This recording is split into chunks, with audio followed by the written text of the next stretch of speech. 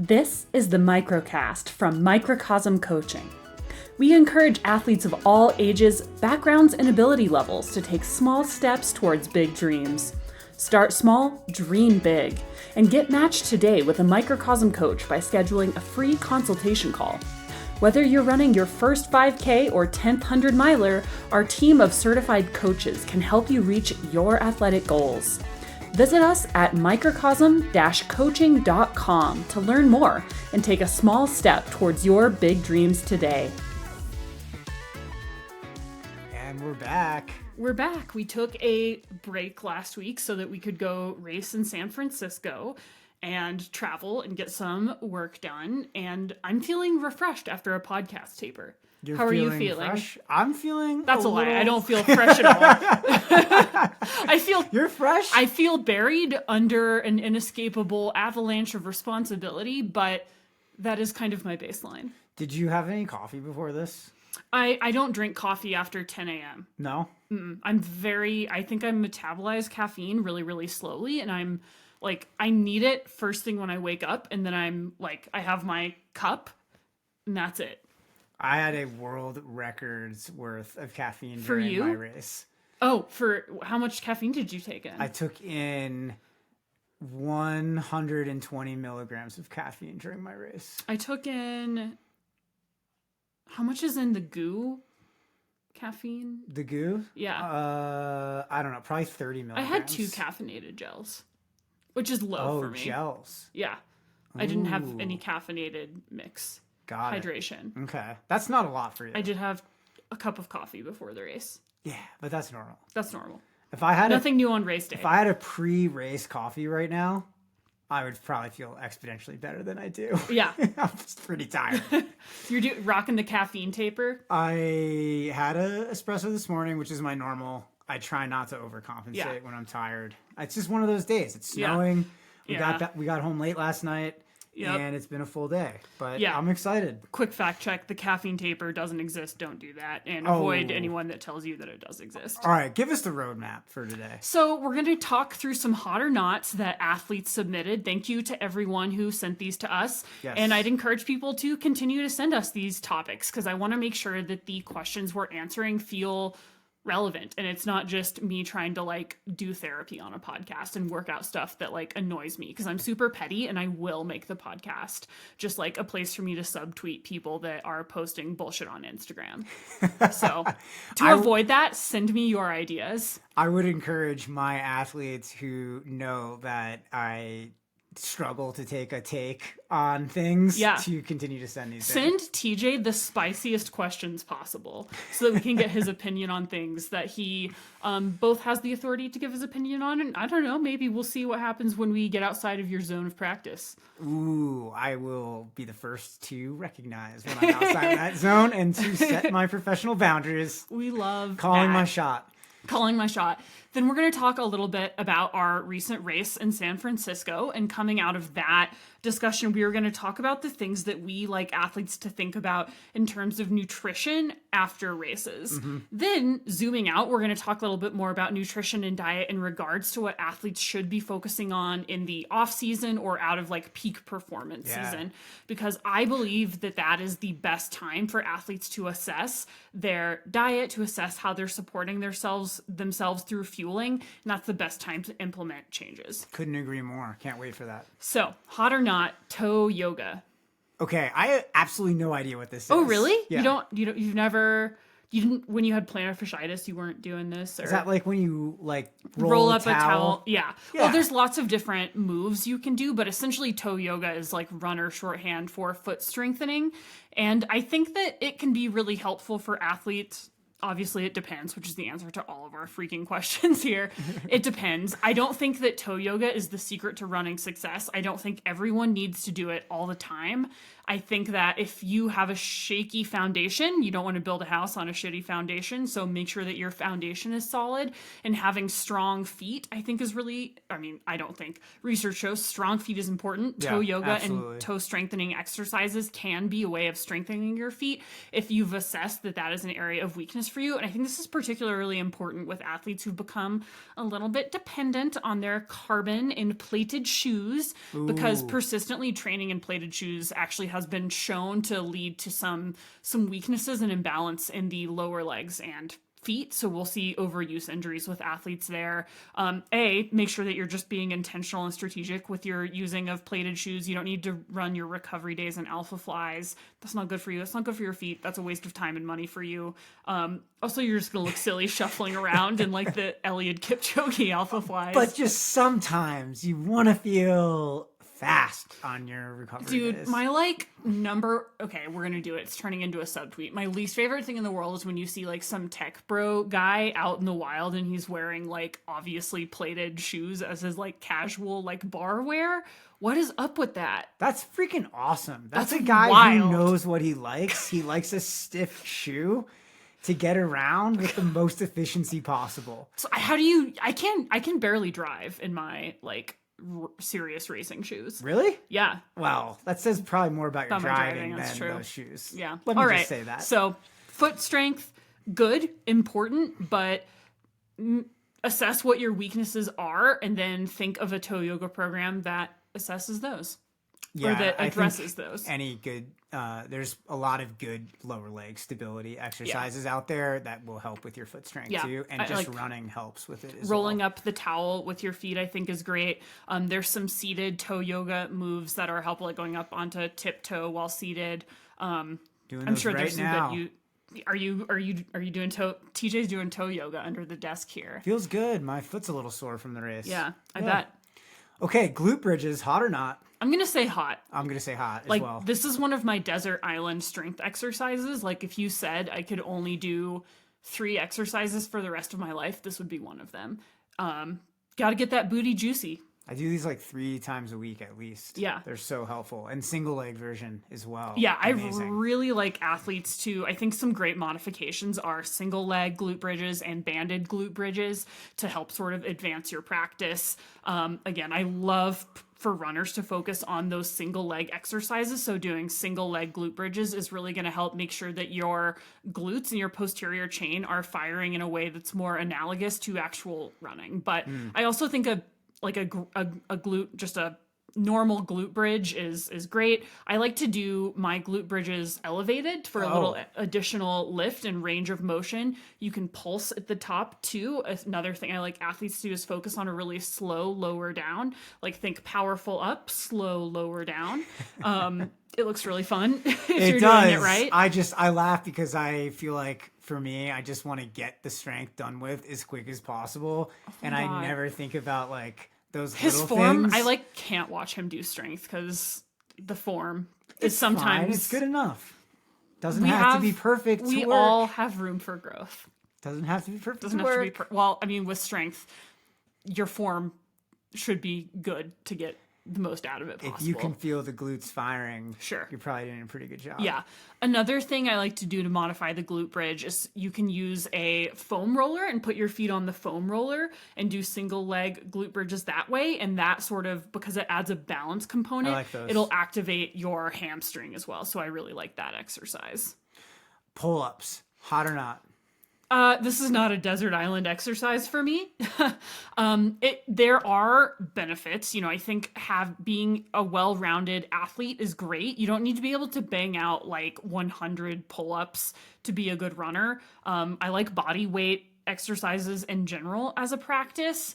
And some of the muscles that pull-ups target are helpful, especially like we want to have enough of an upper body. Like think of it for like scaffolding. Like if you have a weak and like hunched over upper body, you're not going to be able to breathe as well. Your posture's not going to be well. You won't be able to rock that forward lean. Your form is going to deteriorate sooner in events. So I think having a little bit of upper body strength is great. I don't build pull-ups into any of my athlete strength plans. Yeah, they were. We have a pull-up bar. No, we don't. Yeah, we do. Did we throw it away? Oh yeah. Okay. We no longer have a pull-up bar. Yeah. We did have it for a while. I think that was back when I was still harboring fantasies of being able to climb. Pull-ups to me are so hard. and it's just too big of a lift. It's a big lift. I would rather go to the push-up, which yes. we have a hot or not on. Yeah. I mean, I think for some athletes, pull-ups can definitely be hot. They definitely work the muscle groups that we use when we're running, especially for posture. Push-ups do too. They don't exactly work the same things, by the way. Yeah. But I do think that there's a place for them. I definitely, again, like I have to agree. Like it's not wouldn't be my desert island. It wouldn't be. I think if you like doing pull-ups, especially like we do coach a lot of multi-sport athletes. I have a lot of climbers on my athlete roster. Knock y'all's selves out. I'm jealous of you for your amazing shoulders and grip strength, but pull-ups, not the secret to running success. If you like them and you have the infrastructure to do them, great.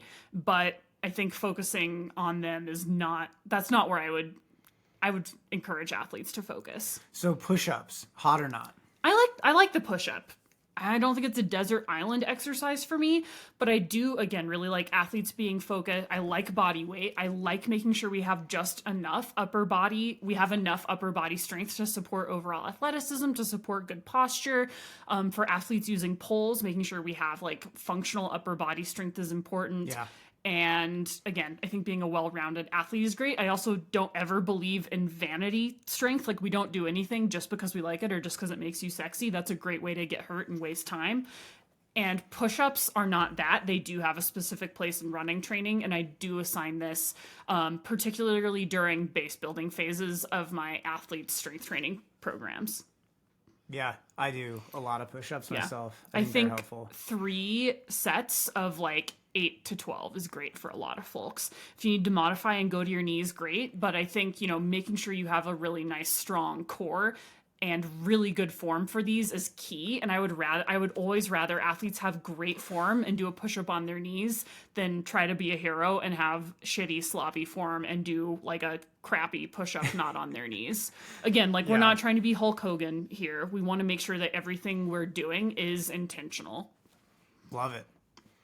Want to get into the race a little bit? Yeah, so we recently went out to San Francisco to run the Spartan Golden Gate, what was supposed to be the Golden Gate Classic, which is sort of like there used to be a really amazing, the North Face, what was it? The North Face 50? Yeah. That was what it was called? Yep. North Face 50 out in San 50. Francisco, which was a super sick race that TJ had done, and it was sort of widely acknowledged as being one of the like premier events in trail running. It went away during the pandemic, and Spartan sort of brought back their version of it. Yeah. And Spartan events are a slightly different culture. This was my first foray into the Spartan world. Mine too. And it does attract a slightly different clientele, I will say, than I usually encounter at like dirtbag Colorado races. Well, there was a lot of dudes. It was a major sausage party. Yeah. Yeah. Which I love. Men need safe places too, and I guess if Spartan is that for you, amazing. I'm happy for you. But like, dear God, there were a lot of dudes. It's okay. It's fine. There are races with more equal. I think it does go to show how you have to be so intentional with your messaging to reach people and to bring more people into the sport. Well, I think, if you're a company like Spartan, I guess that's the company name. I mean, they came from OCR, which feels like a pretty masculine kind of type A situation. It's masculine coded, I think, is what we're looking for here. Okay. I don't. It's coded as masculine. It's not ancestral. Inherently masculine because people of all genders can do stupid obstacle course races. Of course, respectfully to obstacle course racers. Of course, but I do feel like, I don't know, the marketing there maybe just inherent in the name. And I'm agreeing. It's coded pretty male.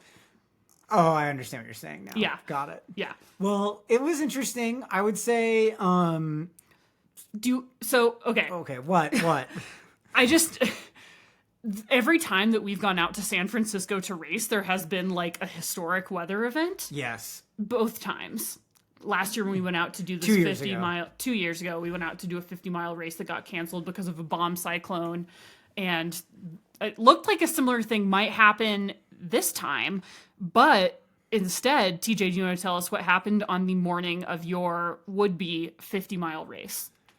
Well, I want to give a lot of credit to the race organization because they could have easily canceled this race. Like at 2:00 on Friday, I went to pick up my packet and it was absolutely pouring, and they were like, it was actually in the midst of we got a Amber Alert that said like, so I was kind of like, all right, we might want to get tickets to the MoMA. And driving down along the coast to go to the place where the packet pickup was, I had to drive through like 4 or 5 inches of water that had collected on the road, and I was like, great. I was like, didn't get that extra insurance coverage. Let me see how these other cars do before I commit.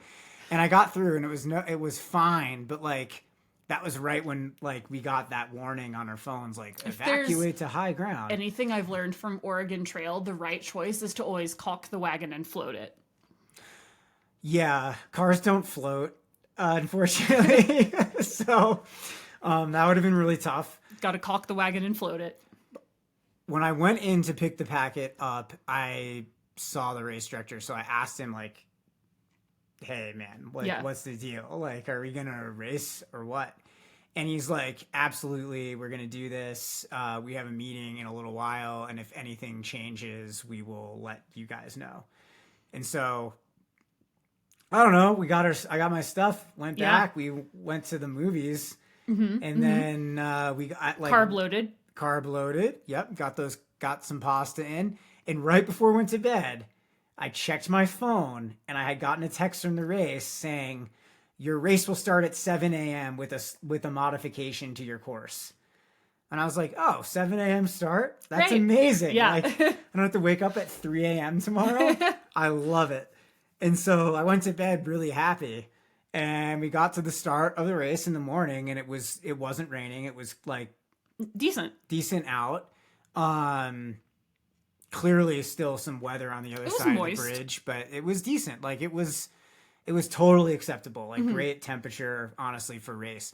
And then 3 minutes before the gun goes off, like literally I'm at the start line. I am on the start line. Like I have my phone out to take a video of you about to start running. Right. And the guy's like, 50 milers, you are now doing the 50K.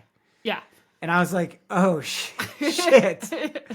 That's a different race. That's a different day. Yeah. Now all the 50 milers are running in the 50K race with the 50K runners on a course that I had not looked at all. And we had no crew plan for that. No. We had a very detailed crew plan for the 50 miler. Yes. And suddenly that entire sheet was rendered not useful in any way. No, and also like just for me, not only did you not know where to go, like, you know, I think it was safe to assume that like the aid stations would probably be somewhat similar. Right. But like, I didn't know the order in which I'd be going to those aid stations. I did mess up the order on an aid station.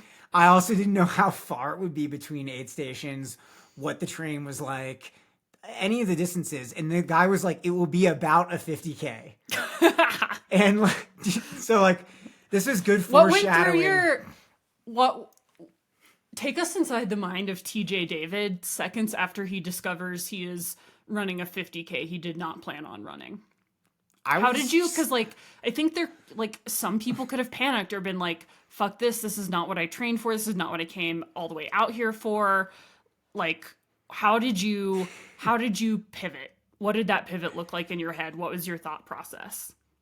Well, I think the first thing I thought about was like, I only have fuel on me for what I thought would be the first 8 miles of the race. So the first thought was like, okay, fueling is probably going to be the number one thing I have to figure out because we don't know how far apart the aid stations are. And I literally have fuel for 1 hour and 9 minutes. That was what I anticipated my first split to be at mile 8 of the 50 miler. And I was like, okay, wow. Just take a second to let that sink in. And I think I said to you, like, figure out what the first aid station is that you can go to and have an extra of the fuel for me that I need there. And and then whatever happens between there and like between where I am now and when I see you for the first time, I'll just use whatever's at the aid stations, and that will be fine. Yeah, I'll just deal with it. Sort of my thought was that you would be going slightly faster between aid stations. So if I gave you the things that you had planned on using anyway, worst case scenario, you'd have like a couple extra gels, right? Because like the distance between aid stations wasn't changing, but the time might change a little bit. Yeah. Because your pacing for a 50K is going to be different than for a 50 miler. No, totally. And then that was my second thing where I was like, okay, just do your best. I'll see you where I can see you. Try to figure it out. And we'll deal with it down the line. And I was like, okay, now I got to just figure out like, okay, I haven't run a 50K in a race since 2019. Oh my gosh. And yeah. And so like, I was like, this is an unfamiliar distance. Yeah. Like I've done a few in training. Yeah. But it's a much different effort level than racing. The way I think about it is a marathon, but like tie hot, you know? Well, that's exactly what I was thinking. I was like, okay, I want to run a 4 hour. Like, what would be really strong on this course? Okay, I think 4 hours. Not knowing how much vert there was, not knowing what the terrain was going to look like anymore. Not knowing the course, the vert, nothing. I mean, I was like, okay, try to pace for a 4 hour event. What would pacing for that feel like? Okay, that would probably feel like marathon effort. Yeah. So that's what I went with. And I was like, this is going to feel very hard the whole time. Yeah. So it's going to feel like another level from what I was, if not 2 levels harder from 50-mile pace. Right. Because for me, when I'm racing a 50, I try to dial into a pace that feels a little edgy is like kind of how I would put it. But it's not like, you know, I'm not going tie hot right out of the gate. Yeah.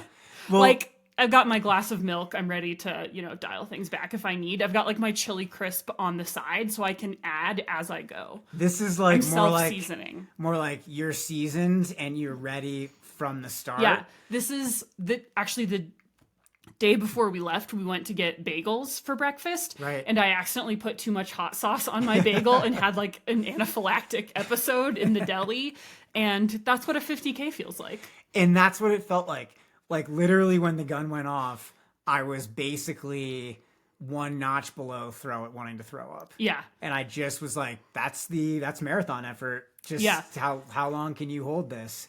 And I think like the thing that allowed me to be really flexible and to just like adapt so quickly was that my standards for the race, my performance standards, I mean, they were virtually the exact same thing that I would use for any event, just with the slight modification around effort level. So for like athletes who haven't heard me talk about this before or seen posts on Instagram about this, like for athletes that I coach and for myself, I always practice what I tell my athletes to do.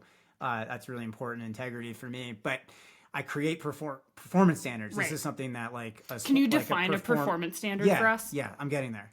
So this is like a sports psychological skill that you can learn to do for yourself, or you can have a coach or a sports consultant, psychologist can help you with this. But essentially there's like 5 factors that play into your this. brain, your courage concierge. Yeah, kind of. I don't know what you're talking about. Courage concierge.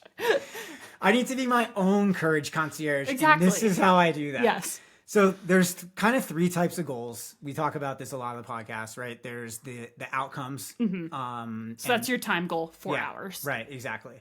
And then there's the middle of the pyramid, which would be the performance standards or performance goals.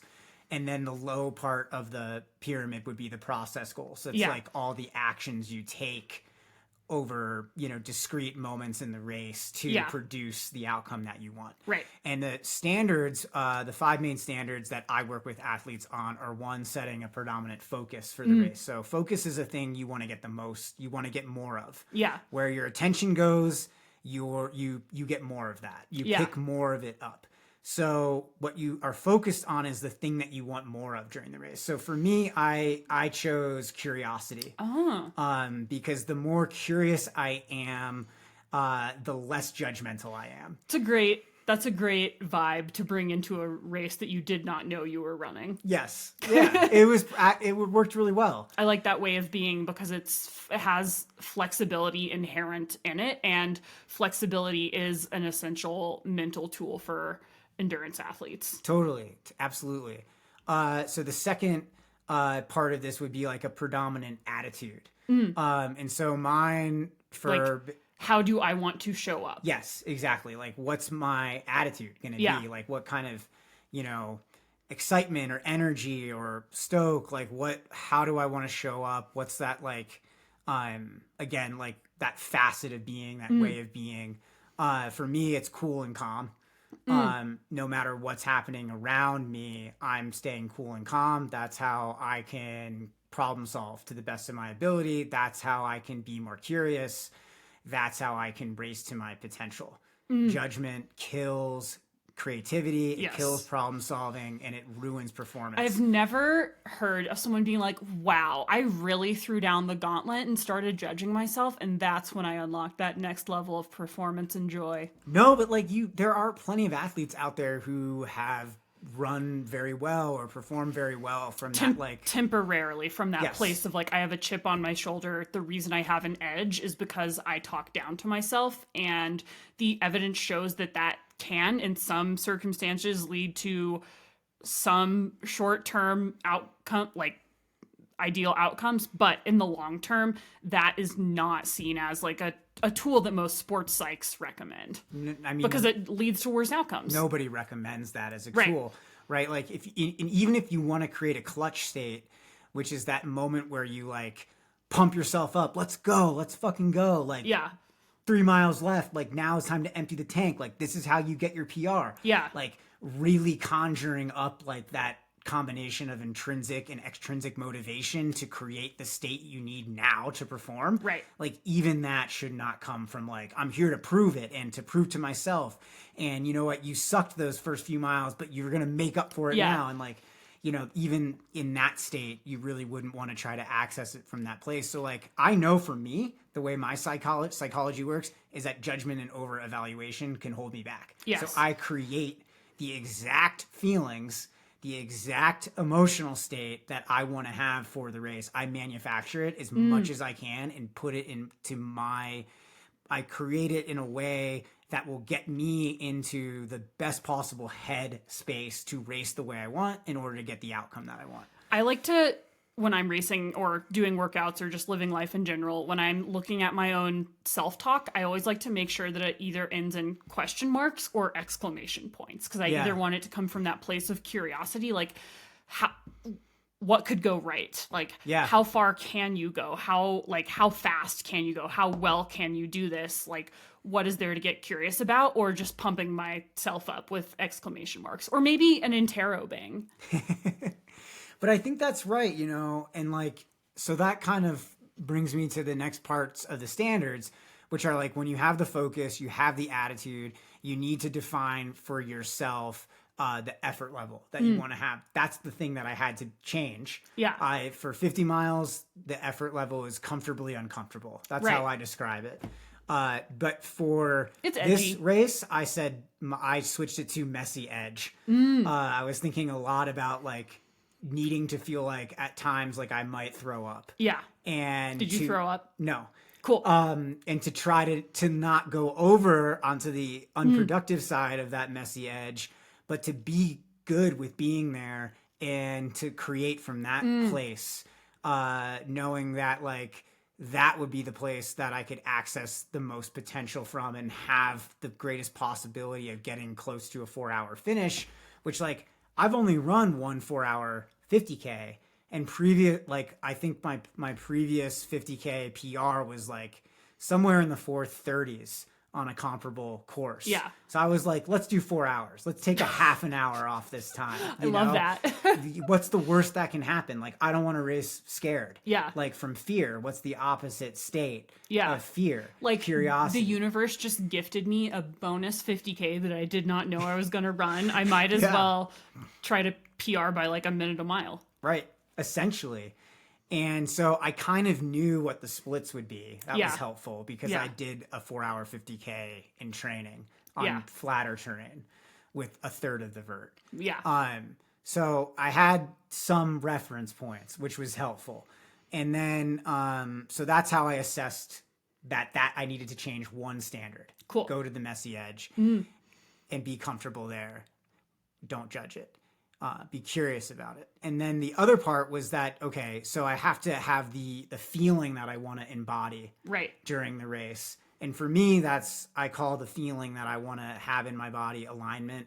That's where my head, my heart, and my body are operating together. And it's like, the feeling is like a flow, a connection. Yeah.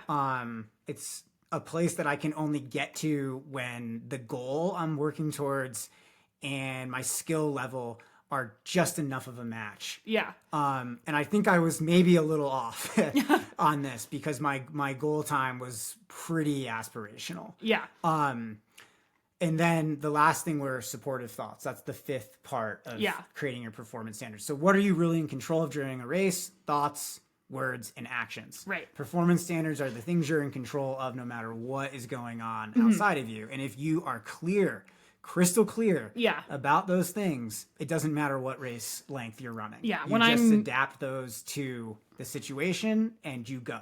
When I'm doing mental coaching or like setting or goal setting work with my athletes or like race strategy, the way I sort of cue people is like that it's how do you want to show up is that performance standard, and then how are you going to do it? Right. Is that bottom of the pyramid. Process. What specific things are you going to do to achieve that way of showing up? Because, you can't show up in alignment if you're not nailing your hydration, if you're not nailing your fueling. So it's like finding those tactile, tangible things that enable some of the less tactile goals. And then both of those are really important for that tip of the pyramid of that like spicy time goal. Yeah. Yeah. So it was really fun to flirt with it out there and to like really push myself and to try to go for that 4-hour time. See, it would have been helpful for me to know what your goal time was because I completely missed the finish line by like 30 minutes.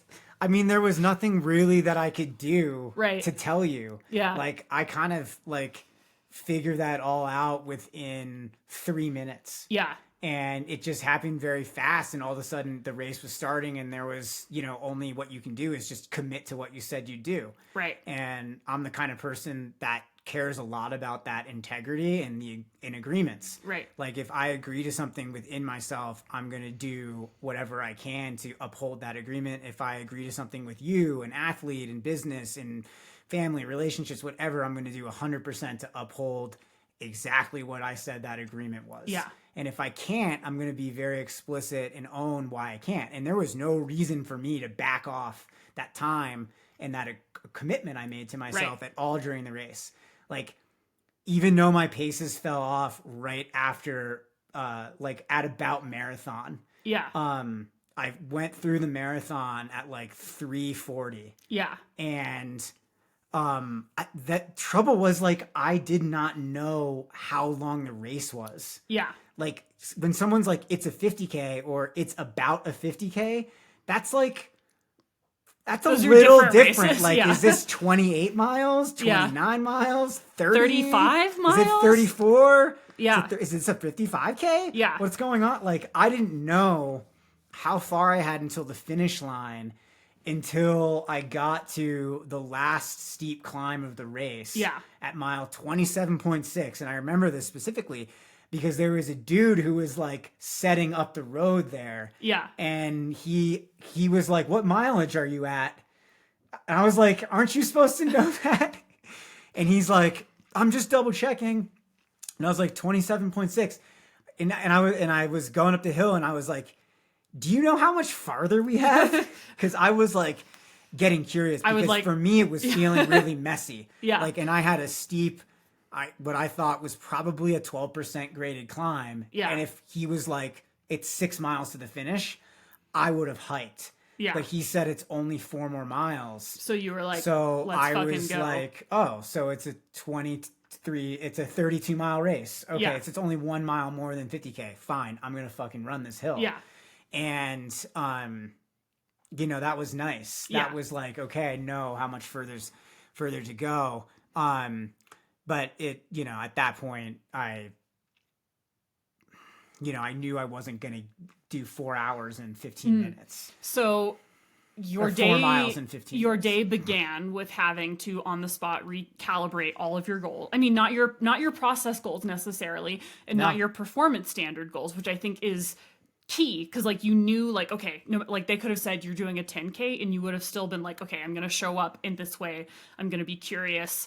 Yeah, some of your like fueling process goals is gonna change, but like the essentials of like how you wanted to approach that race wasn't going to shift dramatically, and that's what gives you that sort of grounding to have the flexibility in shifting those outcome goals.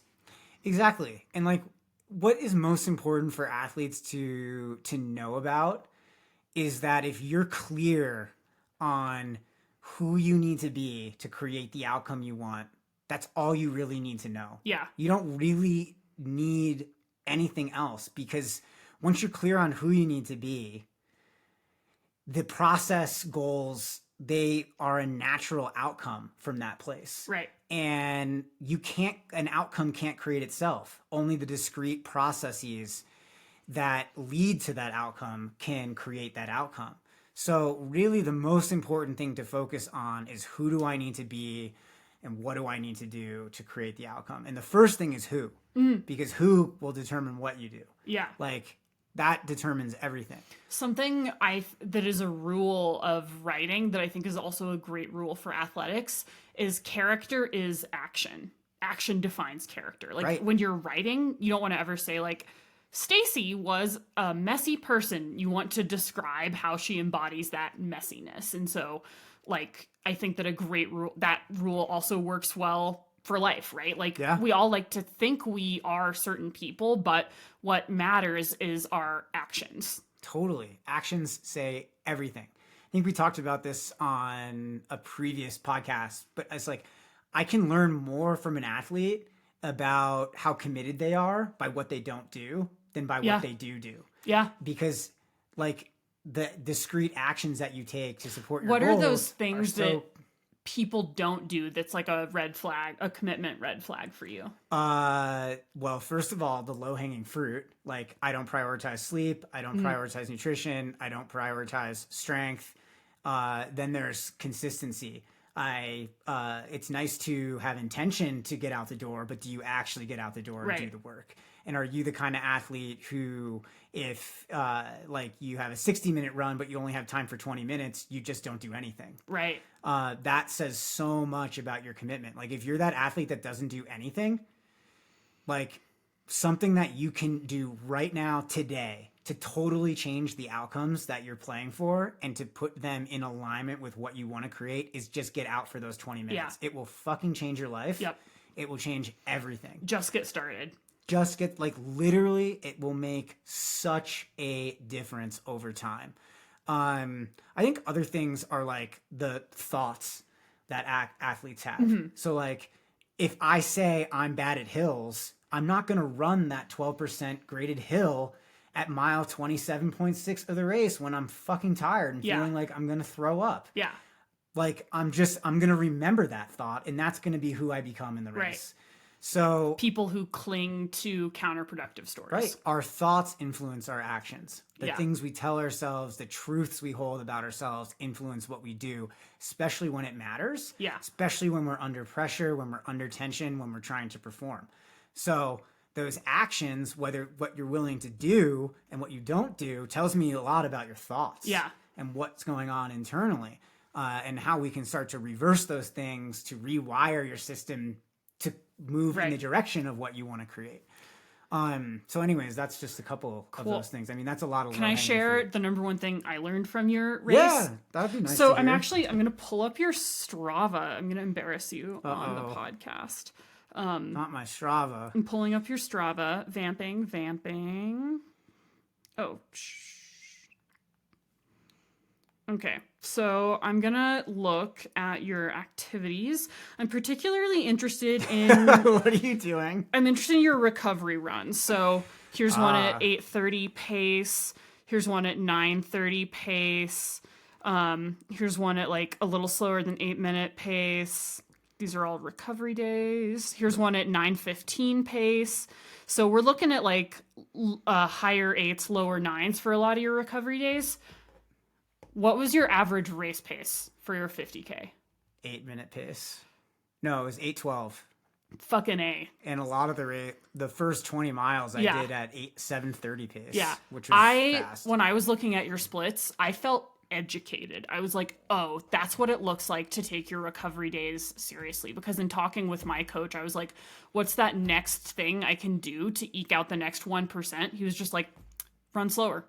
And I think that is like for so many of my athletes, particularly people who are like really optimizing where they can, making sure that your recovery days are true to their intent. And something I thought about in my race and sort of in the couple days leading up was discipline and what that looks like in training versus what that looks like in racing. Right. And something I was like a big intention I had on my shakeout run before the race was you must have the discipline to run slow on these days so that you can have the discipline to run fast in races. And I think so often for some people, it's easier to access the like pseudo discipline of like, I'm just going to go balls out all the time and not have the discipline to slow themselves down and to let their ego set the pace rather than their intention. So I feel convicted by looking at your recovery days to run slower. I think it's a really strong takeaway and something that's not, I don't put on Strava as my heart rate data.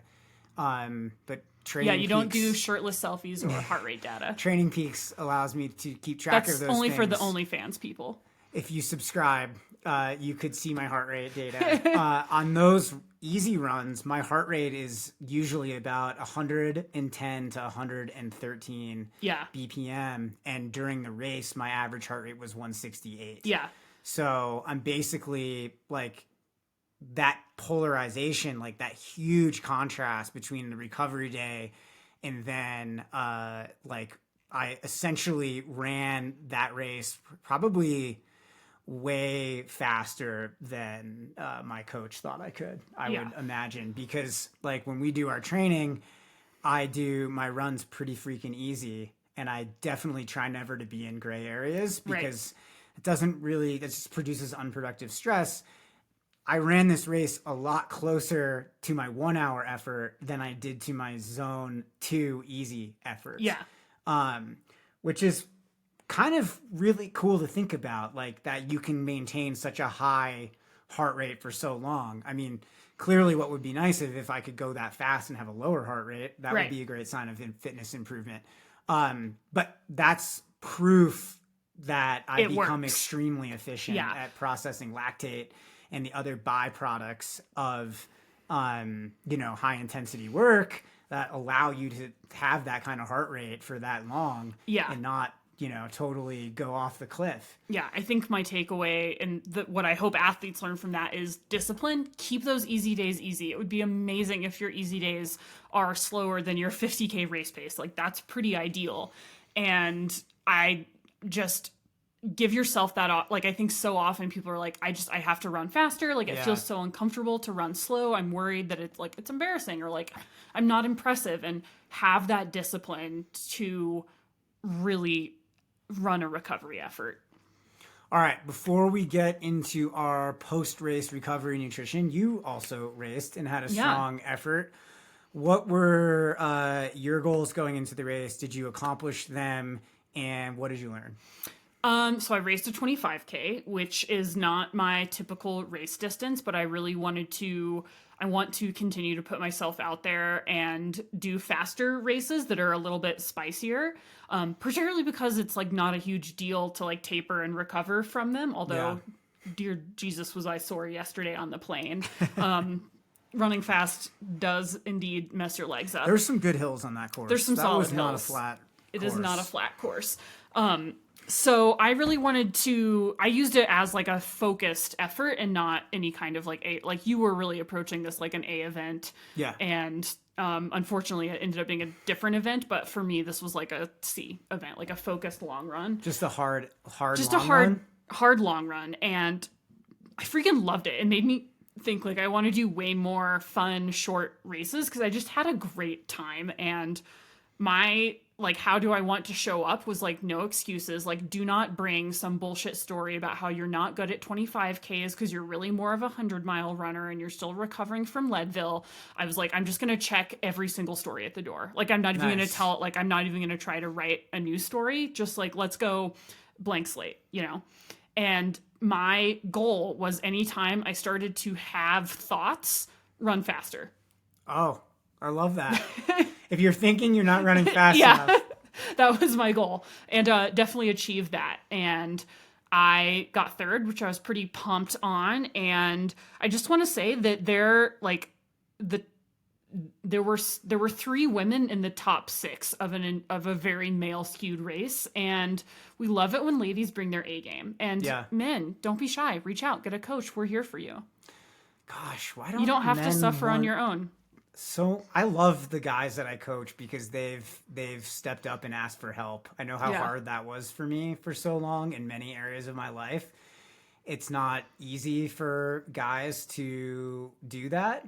I really want to invite more men forward to ask for that support. Like we can just create such a great group here and accomplish a lot together. Yeah. My wild generalization would be men, ask for help, and ladies, race stuff before you think you're ready.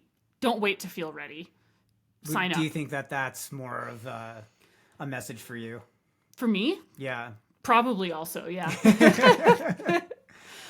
Is it advice or is it a projection? No, I do think that like a lot of times a pattern I see is that amazing female athletes will wait for like a sign from the universe or wait to feel 100% prepared before they do a race. And it's my job to get them prepared. And I'll always act as that gut check if we're not ready for something. But I would say always like be brave, step into the arena if it feels good to you. Love it. I love it. Way to step into it. I think we both did that. And yeah, maybe no spoiler alerts here, but I think maybe the theme of doing similar races is going to... We always end up in similar podium positions. Yeah. I don't think we've had an instance yet of like both doing the same race and someone has like a great day and the other person has a crap day, which I'm grateful for because I can be a real shit when I'm bummed about my race performance. Oh, there will always be times for that. I'm sure we'll be doing this long enough to experience that. I'm sure. Well. I'm also sure. Can't wait to share. I apologize in advance. And we have decided our prenup will absolutely include a no 200-mile races clause. I'm fine with getting it on the record. 100 miles is enough for me. It's enough.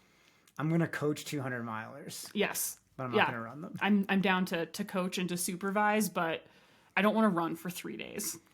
All right, let's get into the sciences. My favorite part of the podcast, post-race recovery nutrition. What are some of the things we need to be focusing on right now in our recovery? Yeah, so the first thing I really want athletes to think about, and this is for any distance, so these are like no matter like C event, A event, B event, I would just say, depending on how big the event was, do it a little bit more, be even more intentional. The first thing I want athletes to think about is rehydrating and replacing electrolytes. So after a race, I like athletes to rehydrate with fluids equal to about 150% of the weight loss during the event over a 4-hour period. So how do you have athletes do that? Do you ask them to weigh themselves or just kind of estimate? Estimate. Okay. Yeah. So like if you know what your fluid loss rate is, which ideally you do to formulate your plan, you should have like an approximate, like, okay, I usually, this is like, I usually take in this much or I lose this much fluid. I'm aiming to replace 70 to 90%. Here's what 150% of that, like that delta would look like. Doesn't have to be perfect, but really I think a thing that people can often like not be as intentional about is that hydration. So it's easy to forget about that and just drink water. Yeah. And to not get the actual electrolytes in there, and then you stay dehydrated for a much longer period of time. And I actually think athletes should be focused on this for not just 4 hours, but 24 hours into 48 hours after. Yeah, for sure. Especially for those longer events. Okay, what about replenishing glycogen stores? Yeah, so here I want athletes to consume about 1.2 grams of carbohydrate per kilogram of body weight each hour for the first 4 hours post-race. This is just sort of like a generalization rule of thumb. This is not necessarily what I would have 200-mile runners or 5K runners do. This helps restore liver and muscle glycogen levels, and if your appetite is low, that doesn't mean it's okay to not eat. So that's when I would pivot to liquid carbohydrates like smoothies, fruit juices, still really, really focusing on replenishing those glycogen stores and remembering that carbohydrates remain important for recovery as well. Yeah. So obviously everybody's probably thinking about protein. Yeah. And why? Because protein supports muscle repair, and there's a lot of muscle breakdown in these events. So 2 hours after the race, the intake should be about 0.5 grams of protein per kilogram of body weight. Yep. So 20 to 40 grams for is like kind of a broad range for most folks to help aid in muscle recovery. And then I would make sure to be maintaining a daily protein intake of 1.6 to 2.0 grams per kilogram of body weight in the days following the race. We can simplify that to 1 gram per pound of body weight. Right. And for us Americans. Yeah. So, you know, in the mathematically challenged, we're looking at, for most people, I don't know, 100 to 150 grams, if not more. Yep. Really, like the minimum is 100 grams of protein per day. Yeah, and I know, like, I always love having like a fun celebratory meal after a race, like something that feels really fun.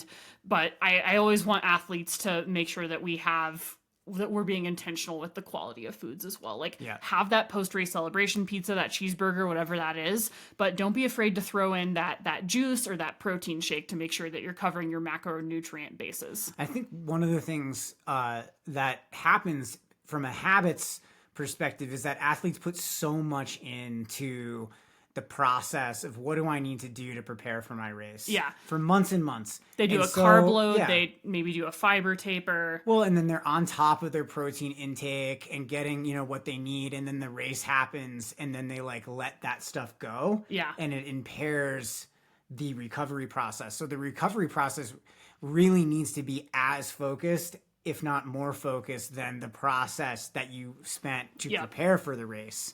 And then this has huge benefits, like helping to manage inflammation, increasing recovery time, reducing stress, all of these things. Yeah. And then again, like, I think that we just really want to take care of the body. I like very gentle, active recovery for some athletes for which that's appropriate. So, I mean, after like a big event, I don't want people to hop on the trainer like in the next few days.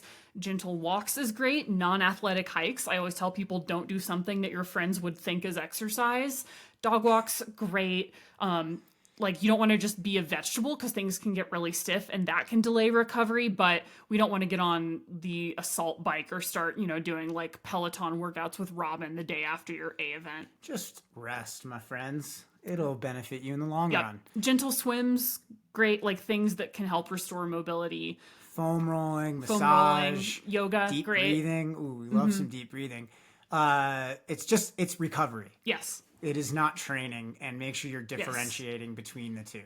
Yeah, and really focus on that. In the same way that you focus on sleep in the week leading up to a race, focus on the other side. All right, let's talk off-season nutrition. Why is off-season a good time of year for athletes to start working on their nutrition? I see a lot of athletes with a panic training approach to nutrition. They're like, my A event is coming up in 4 weeks. I should start to actually think about eating breakfast now. And it's like, no, oh my gosh, this is not like, we have not been, if you've not been thinking about this, our training hasn't been as optimized as it could be. And right now you're putting so much stress on your body. How much time and energy do we really have to dedicate to assessing your like nutrition habits and needs. And so I think the off season, even though it may feel like that's when you can let your guard down and relax, I actually think it's the best time to bring a little additional intention and thoughtfulness to your nutrition and diet. Yeah, and it's also easier because you're not expelling as much mental energy to get through your workout. So you've got a little bit more bandwidth to work on some of these things, and you've got the flexibility. There's not at much as at stake during these periods. Right. Like if you're messing this up during training, during high periods of training, you're gonna mess up your recovery. It's gonna have downstream impacts. Yeah. Rather, if you're doing this during your transition season, well before you start building for other races, you have the time and the flexibility to assess, to adapt, to experience, and then to figure out what works best for you. Yeah, for sure. And you just have a little more time and space, and you have that ability to actually build habits. It takes a long time to build habits, which is why we don't say like, great, just start introducing, try to make all these changes right away in training. It takes a lot of time to build these things in. I know it can be tough with the holidays being interruptive to a lot of people's like sort of habits, but again, I think that this is an ideal time for athletes to bring a little more awareness to how they're eating. So what do you think athletes should focus on adjusting The first? number one thing, like athletes always, when they ask for nutrition advice, they're like, they want me to tell them something specific to eat or some number or some like magic cheat code that's going to make eating simple, and such a thing does not exist. The closest thing, though, that I think is really important, and it's a step that a lot of athletes skip, is planning and preparing meals. So set aside that time to do meal planning and grocery shopping to actually make sure that what you're buying is in alignment with your performance and nutrition goals. We use a meal delivery service, which we really like and takes a lot of the thought out of that for us, because I don't have time to plan out 7 days of bespoke meals for us, but I can bang out like 1 or 2. And so having that addition of a meal kit that's designed to meet our needs. We always do add in some supplementary protein with tofu, just because we have extraordinary protein needs, like that, like rhinoceros level protein needs. But I think that so often, like athletes will be like, I just don't like, I get home after my workout and there's nothing in my pantry. So the number one thing you can do is plan ahead and prepare. Like that is the best way to ensure that you have a quality diet. Like I don't want to hear things like I need to cut out junk food, or I need to pay more attention, or I need to like minimize this.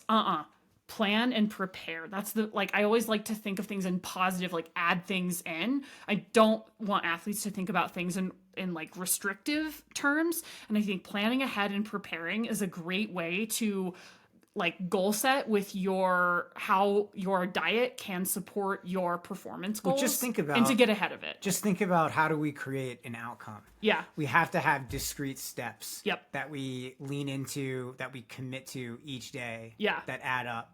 And so if your goal is to, I don't know, improve your overall total amount of protein consumed per day, you have to have a system. You need a plan, like to support literally write it down. Like I think so often with diet, athletes have these like just like sort of vibey, like I want to eat better, and I'm like, I have no idea what that means. Like that means that doesn't mean anything to me. But I think the number one first step you can take is implement a system for planning. Absolutely. So and that doesn't mean like 8 hours of meal prep on a Sunday. No. I don't fuck with that. I think that's crazy. I don't want you just eating chicken and broccoli. Food should be fun. Food should be connective and nourishing. Get out of here with your bento box bullshit. Sunday, 8 hours of meal prep. I mean, if you like that, go for it. But I think that most people don't have the time. Yeah. And so, again, having that system that supports the outcome you want to create is what the research suggests. Yeah. Just having that outcome isn't enough.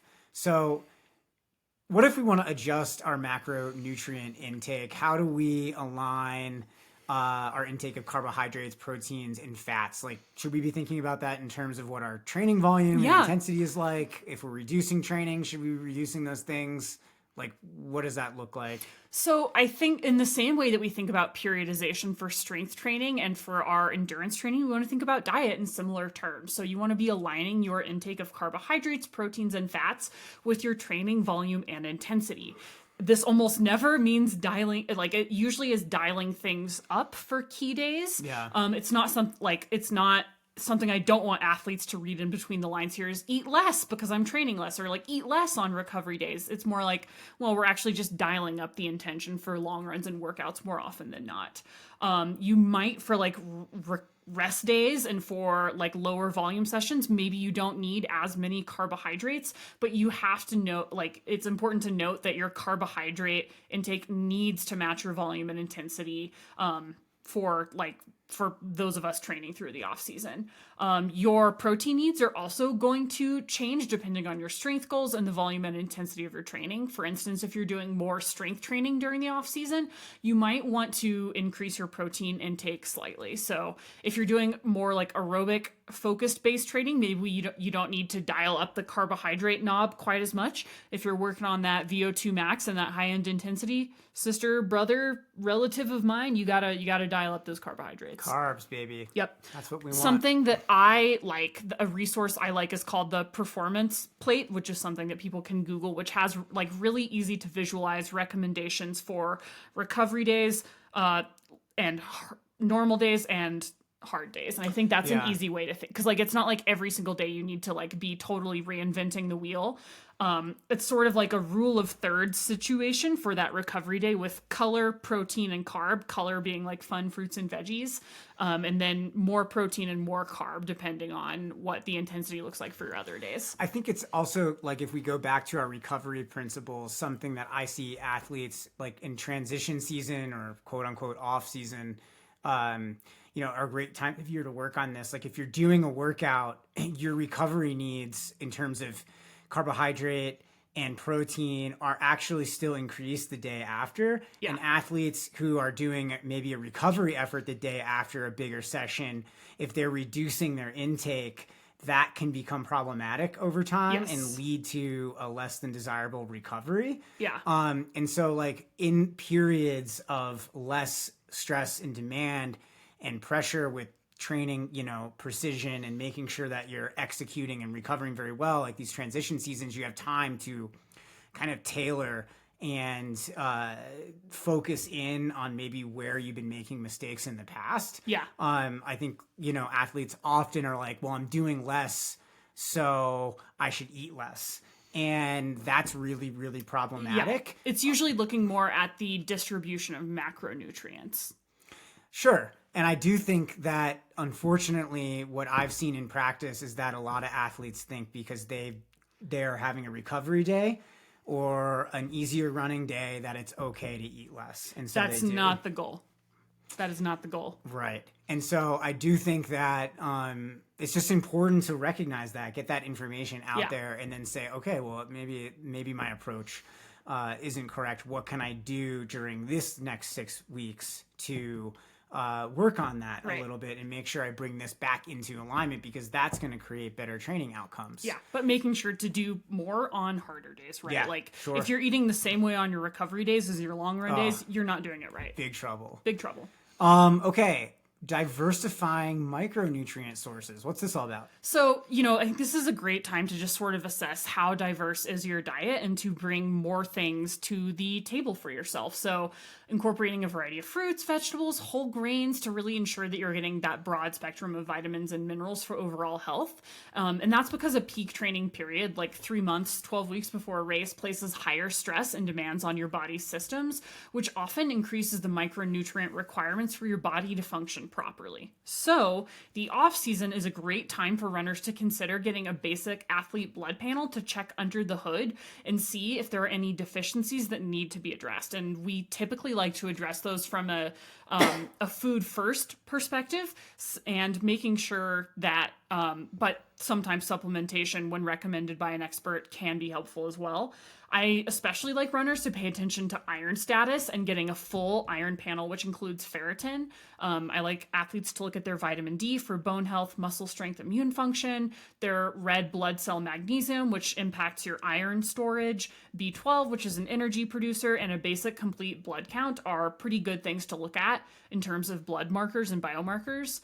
And if you do get a blood panel done, make sure professionals who understand laboratory reference ranges are interpreting those results for you. So runners' levels and nutritional needs are different compared to that of non-runners, and athletes should make sure that their medical team is copacetic on that, right? Because if you're 100%. like, I've had so many times I've had athletes go and they're like, well, my doctor says I'm fine. And when I look at their blood panel, it's like on the low end of what's acceptable for the average American, I mean, particularly woman, but like not like you can experience performance declines in what's medically normal. So we really want to be optimizing. And I always try to refer people to folks like Kylie, and just like express with your care provider how you're feeling, and always mention like sort of your training volume and training status as well. But this is a great time to sort of see like it's, if you are doing blood tests like in your training season, that is going to make that data pretty messy. So during your off season or transition season, your non-competition season, that's a better time to get clearer data. I think so too. And it's a great time to practice nutrient timing. Yeah. Making sure that you get carbohydrates in before workouts and you get protein and carbohydrates in post-workout. Like this is something that I see athletes consistently kind of screw up. It's a very easy thing to fix. Like overeating a lot of fat and protein before runs isn't really going to serve the run, and it's also going to leave you feeling pretty crappy. Yeah. Carbohydrates before the run, at least 75 minutes to digest, and then making sure that you get a good carbohydrate protein balance in after the workout, even ideally within 30 minutes after the workout. Yeah, but I think my main takeaway here is right now, non-competition season, if that's the season you're in, is the best time to think about your diet. Don't wait until like the last minute. Start like on your long run, start trialing fuels now that you want to use in your next race season, because the wrong time to start experimenting with things is 3 weeks out from the Leadville 100 or whatever. I mean, the wrong time is 12 to 16 weeks out from the Leadville 100. Yeah. You're already behind the 8 ball. Yeah. Just straight up. So if you're one of those guys who's in, or girls, or anybody who's in the lotteries that are going to be announced soon, hey, you know what? Start working on these things. Start working on it. Thank us later. Yeah. But remember, the main takeaways right now is a great time to focus. And just because it's not your competition season doesn't mean you don't need to be very intentional about how you're supporting yourself through food and diet. Yeah. All right, guys. Hope you found this helpful. We would love some hot or not questions from you all. microcosmcoaching@gmail.com. You can check us out on the internet, microcosm-coaching.com. And we are on Instagram @microcosmcoaching. Okay, see you guys. See you next week.